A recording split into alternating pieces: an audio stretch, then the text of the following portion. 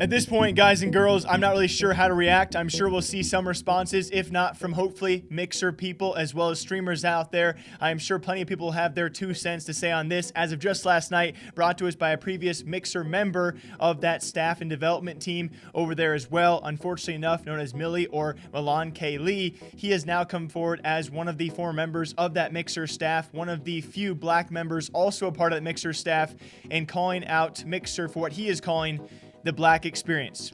No matter what you guys have on your take on this, of course, you can always leave your full thoughts down below as well. I will have a follow-up story for you guys, I am sure, in the future on this. No matter what you think, this will likely affect a platform, I would say by many eyes out there, already small enough, and in a weird state already when compared to competition out there.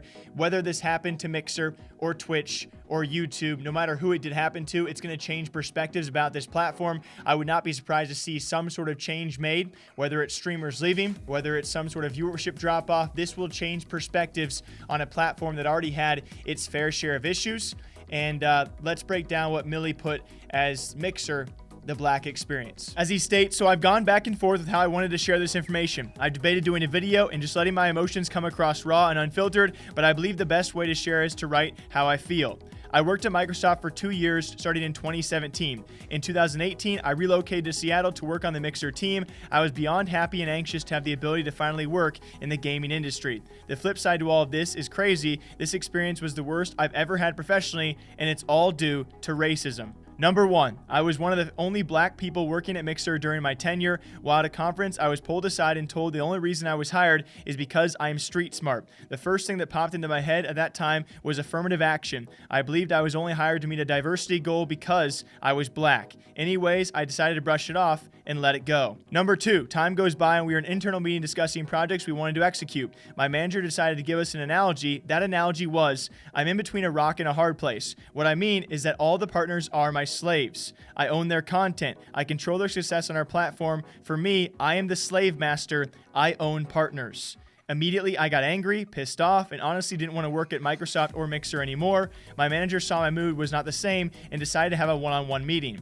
Within that meeting, I told her why I was angry and why her using that analogy was not okay. She decided to defend her statement and even had the nerve to Google the analogy to prove why it was okay. After Google showed her it was never okay to use that analogy, she told me I need to work on myself. If I wanted to go far in this industry, I need to work on my emotions and feelings. To similar comments, after this meeting, I knew I was leaving. Number 3, I reported my entire experience to a skip level manager. I also included examples when my ideas and meetings were passed on, when said ideas were the exact same from my white colleagues. The skip level never reported any of the slavery comments to HR, so when I spoke with HR, they were surprised and said this was never communicated. After that meeting, I resigned a few weeks later. Number 4, I spoke with a legal team to start an investigation with my manager. This investigation would continue even though I decided to terminate my employment. Months go by without a verdict. One day late last year, I get a call from the legal team with their final findings. That finding was not guilty. The reason my manager was not penalized and the reason she still has her job today is because she cannot be racist. The reason she cannot be racist is because she hired a black person. This is why you haven't seen me in any streams.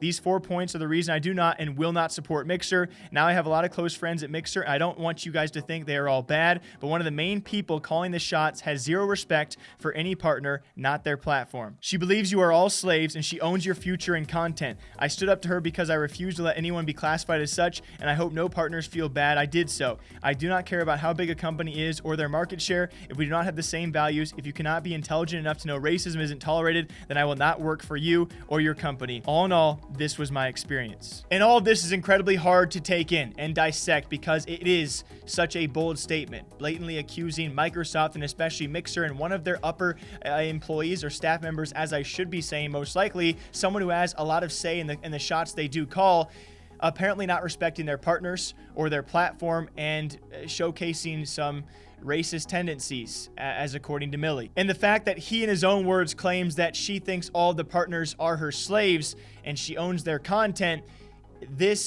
it's tough to know how to react to this. I am very curious what kind of response would come of this kind of stuff. And honestly, guys, I'm not put in this position too often.